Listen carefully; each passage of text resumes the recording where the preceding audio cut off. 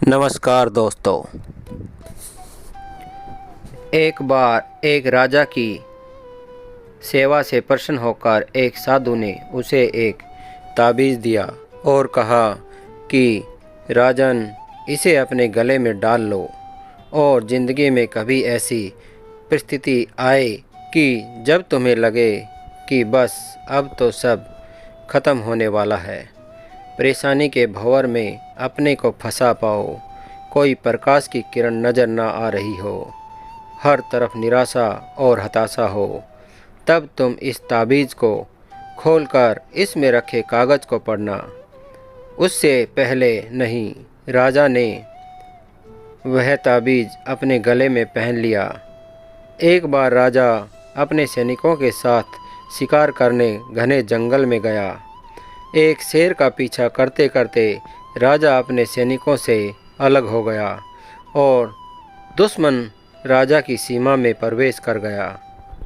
घना जंगल और सांझ का समय। तभी कुछ दुश्मन सैनिकों के घोड़ों की टापों की आवाज़ राजा को आई और उसने भी अपने घोड़े को एड़ लगाई। राजा आगे आगे, दुश्मन सैनिक पीछे पीछे। बहुत दूर तक भागने पर भी राजा उन सैनिकों से पीछा नहीं छुड़ा पाया। भूख प्यास से बेहाल राजा को तभी घने पेड़ों के बीच में एक गुफा सी दिखी। उसने तुरंत स्वयं और घोड़े को उस गुफा की आड़ में छुपा लिया और सांस रोक कर बैठ गया। दुश्मन के घोड़ों के पैरों की आवाज़ धीरे धीरे पास आने लगी। दुश्मनों से घिरे हुए अकेले राजा को अपना अंत नज़र आने लगा। उसे लगा कि बस कुछ ही क्षणों में दुश्मन उसे पकड़कर मौत के घाट उतार देंगे। वो जिंदगी से निराश हो ही गया था कि उसका हाथ अपने ताबीज़ पर गया और उसे साधु की बात याद आ गई। उसने तुरंत ताबीज़ को खोलकर कागज़ को बाहर निकाला और पढ़ा। उस पर्ची पर लिखा था, यह भी कट जाएगा। राजा को अचानक ही जैसे घोर अंधकार में एक ज्योति की किरण दिखी। डूबते को जैसे कोई सहारा मिला। उसे अचानक अपनी आत्मा में एक अकथनीय शांति का अनुभव हुआ। उसे लगा कि सचमुच यह भयावह समय भी कट ही जाएगा। फिर मैं क्यों चिंतित हूँ?